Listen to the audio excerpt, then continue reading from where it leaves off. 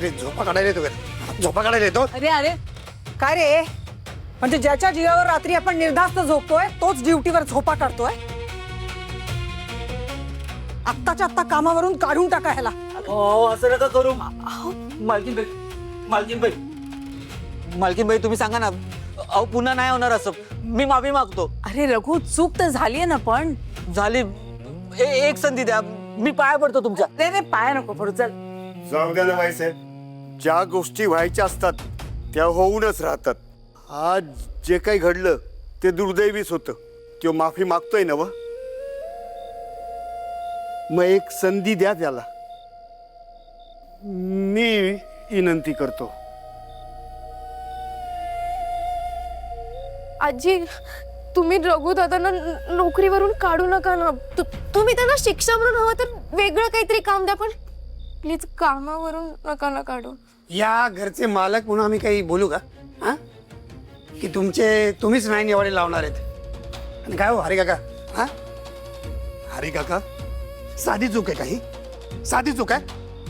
माझ्यामुळे त्यांना कामावरून नका ना काढू. प्लीज त्यांना एक संधी द्या ना त्यांना, प्लीज.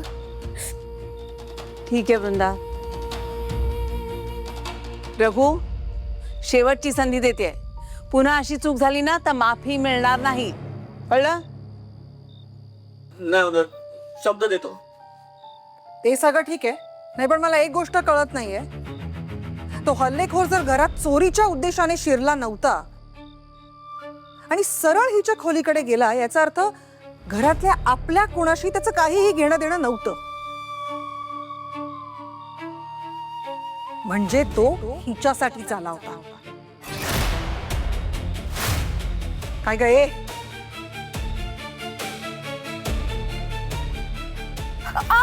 संजीवनी, काही लफडा वगैरे नाही आहे तुझा?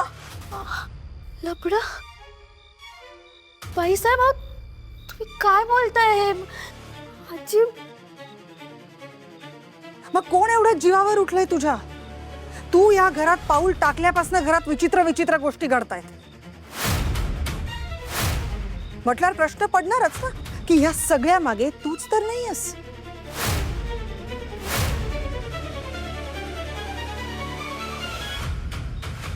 संजीवनी, अगं कुठला विषय कुठे नेतेस तू?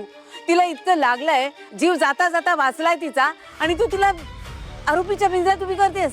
आई, अहो प्रत्येक वेळेला जसं दिसतं तसं नसतं.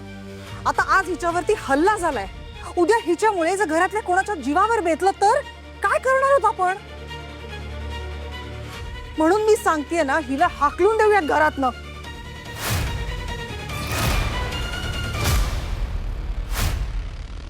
ठीक आहे, हाकलून देऊया हिला. संजीवनी, तुझ्या लक्षात आहे ना, परी जेव्हा जीव द्यायला निघाली होती तेव्हा हिने स्वतःचा विचार केला नाही, परीला वाचवलं. अभिमन्यूवर जेव्हा संकट आलं तेव्हाही ती मागे हटली नाही.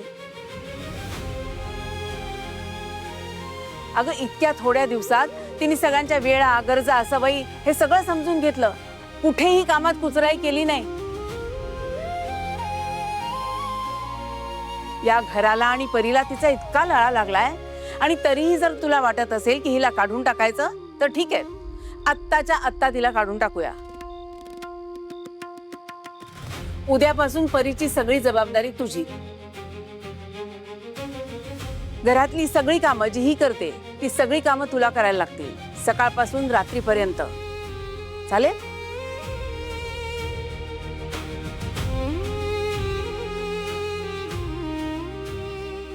मी? हा, कारण माणूस काढून टाकायला एक क्षण पुरतो, पण त्यानं सांभाळलेली जबाबदारी खांद्यावर घ्यायची तयारीही लागते. बोल, जमणार आहे तुला?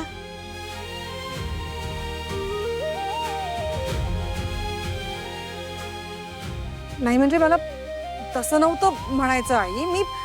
मी फक्त घराचा विचार करून सांगत होते की. हो का? मग तो विचार आधी नीट कर.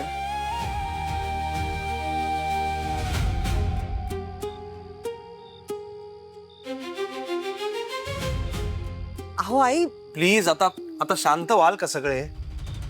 चौकशी करायची आहे ना, करूया चौकशी. मलाही करायची, मलाही प्रश्न पडलेच आहेत. पण आत्ता या अवस्थेत तिच्याकडनं त्या प्रश्नांची उत्तरं काढून घेणं गरजेचं नाहीये. तिला आता आराम करू दे. उद्या शांतपणे बोलू जे काही असेल ते. हं?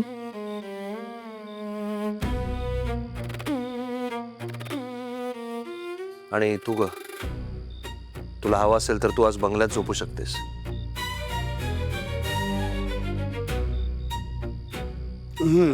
तिकडे एकटी झोपू नकोस तू. नाही नको, मी घेईन काळजी.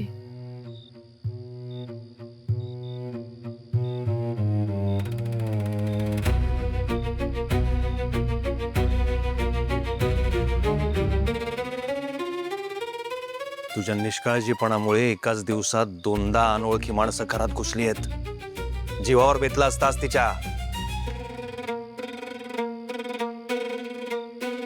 हे शेवटचा रघु, नाहीतर मग नाही होणार साहेब, शब्द देतो. दिलेला शब्द विसरू नकोस, नाहीतर छाताडातच गोळ्या घालीन. राज, बास आता. या विषयावर बोलणं पुरे झालं. आता सगळ्यांनी आपापल्या खोल्यांमध्ये जा.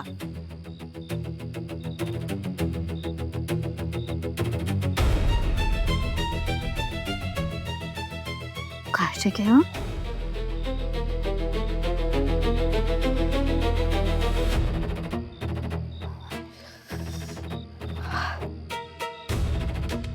आत्ता सगळ्यांच्या विरोधात जाऊन मी तुझी बाजू घेतली खरी, पण ती तू निर्दोष आहेस असं मला पटलंय म्हणून नाही, पण तू दोषी आहेस याचा पुरावा अजून माझ्याजवळ नाहीये म्हणून. मी तुझ्यावर विश्वास ठेवलाय पोरी. आणि हे बघ, विश्वास तुटला तर आवाज होत नाही, पण नातं मात्र कायमचं तुटतं.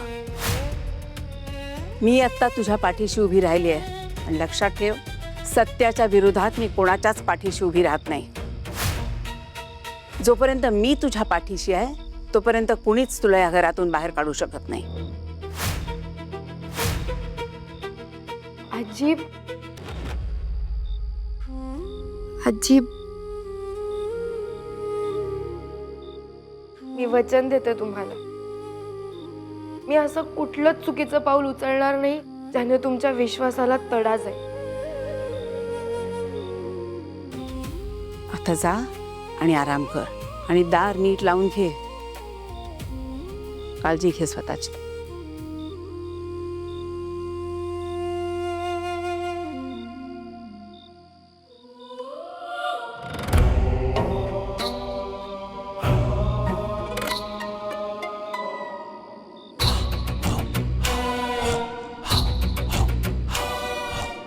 रात्र वैऱ्याची आहे. तू झोपशील ना तेव्हा सावध राहा. काळजी घे.